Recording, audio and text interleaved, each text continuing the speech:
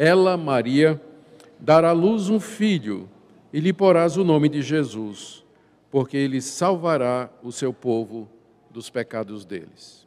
Pai querido, obrigado pelos nossos filhos que podem cantar o nascimento do teu Filho Jesus Cristo, presente dos céus para nós.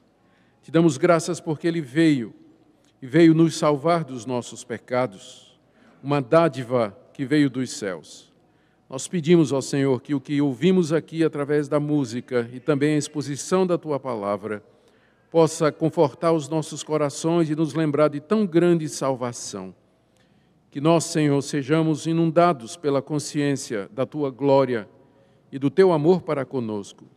No amor de Jesus é que pedimos. Amém. Queridos, um grande estudioso europeu disse uma vez que todo homem tem um problema no passado, no presente e no futuro. O problema no passado é a culpa, as coisas que nós fizemos erradas diante de Deus e que nos colocam debaixo do seu castigo e do seu juízo.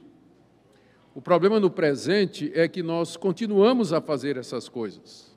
Nós não conseguimos nos livrar dessas atitudes que nos colocam debaixo do juízo de Deus.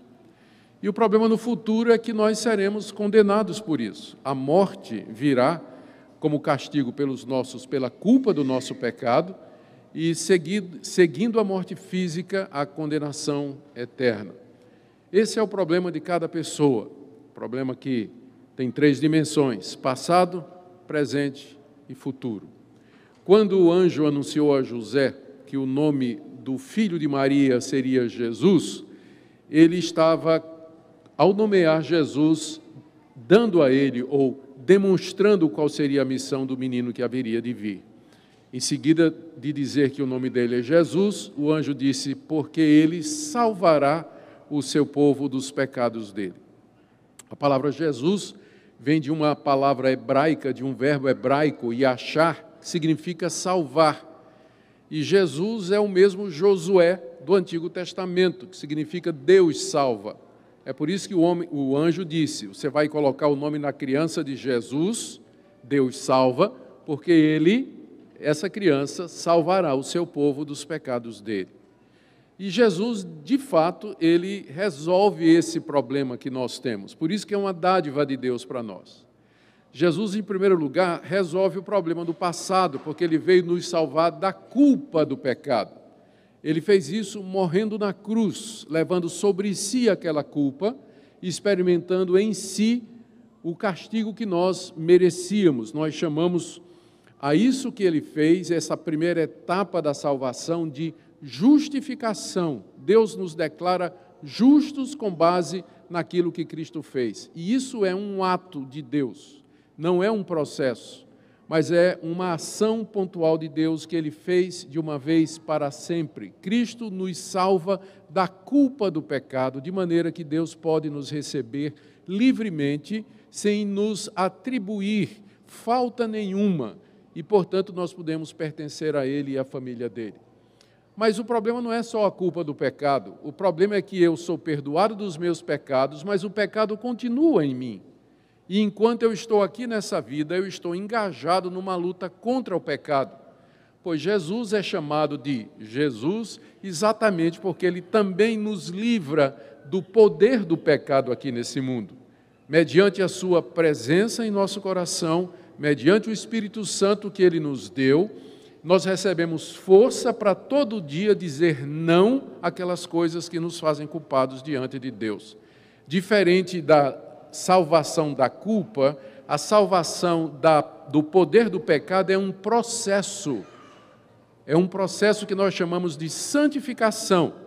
A primeira etapa, Cristo nos salva da culpa, é a justificação, é um ato de Deus. Na segunda etapa, ele está nos livrando do poder do pecado, num processo que nós chamamos de santificação e que vai demorar até o fim da nossa vida aqui. E ele nos ajuda pela sua presença, pelo seu Espírito, pela sua palavra, pela comunhão com a igreja, pelos estudos que nós ouvimos e fazemos na sua palavra, pela comunhão com ele, pela ajuda dos irmãos. Tudo isso Cristo usa para nos livrar do presente, para nos salvar do domínio do pecado, do poder do pecado em nossa vida. Quem foi livre da culpa está sendo livre do poder do pecado. Mas tem a terceira etapa ainda, futura, onde Cristo vai nos livrar da presença do pecado em nosso coração. Isso vai ser na ressurreição dos mortos, quando Cristo vier uma segunda vez e os mortos, os que dormiram em Cristo, ressuscitarão e eles terão corpos iguais ao de Jesus Cristo, corpos perfeitos, corpos imortais, incorruptíveis, completamente livres, corpo e alma, da presença do pecado. Esse processo é futuro e nós chamamos de glorificação. A nossa salvação, portanto, ela tem 3 fases: salvação da culpa, justificação; salvação do poder do pecado, no presente, santificação; e salvação da presença do pecado em nós, que é a glorificação e que será feita ainda no futuro. Portanto, ele é um Salvador completo. Se você se sente culpado dos seus pecados e com verdade, sentindo que merece a condenação, Cristo nos salva da culpa mediante a cruz do Calvário.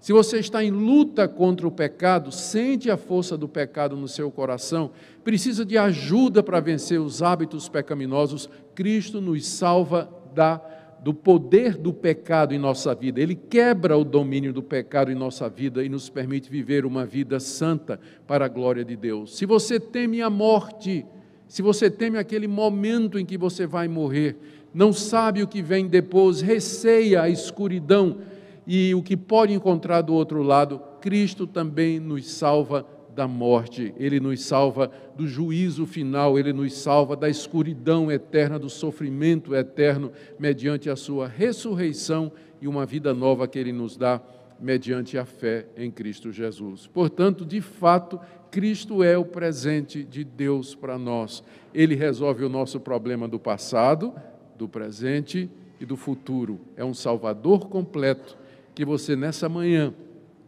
tendo ouvido a cantata através dos nossos filhos e netos, e escutando essa palavra, se conscientize da grandeza da obra de Cristo, como é completa, como é profunda e como atinge todas as dimensões do problema que o pecado causou à nossa raça. Que nessa manhã você louve a Deus por isso e que creia no Senhor Jesus como sendo o seu único, suficiente e pleno Salvador para todas as dimensões do pecado. Amém? Ó Deus, que grandiosa salvação, que salvação plena e completa.